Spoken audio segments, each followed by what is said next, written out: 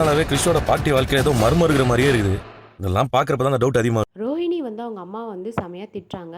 நானே வந்து அந்த குடும்பம் வேண்டான்னு இருக்கிறேன். எதுக்கு வந்து கிறிஷோட அவங்க பெரியப்பா, பெரியம்மா கிட்ட போய் கிறிஷ போய் காமிச்ச? இப்ப பாரு முத்துக்கும் இந்த விஷயம் வந்து தெரிஞ்சிருச்சு. ஏன் என் வாழ்க்கைய கெடுக்கணும்னா நீ ஏன் இப்படி பண்ற? அப்படின்னு வந்து சொல்லிட்டு அவங்க அம்மா வந்து செமையா திட்டி ஃபோன் வச்சிடுறாங்க.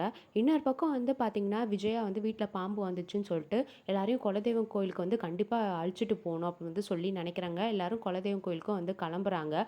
அட் த சேம் டைம் வந்து பார்த்தீங்கன்னா, நம்ம ரோஹிணி அம்மா வந்து ப்ளீஸ் டி இது மாதிரி உங்கள் அப்பாவுக்கு தேதி நீ மட்டும் கொடுக்கணும்டி வந்துடுறி ப்ளீஸ் டி அப்படின்றாங்க.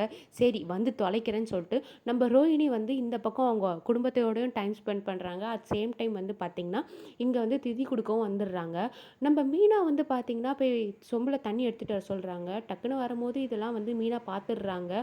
ஸோ ரோஹிணியோட பையன்தான் வந்து கிருஷ்ணன் எல்லாமே வந்து தெரிஞ்சிருச்சு.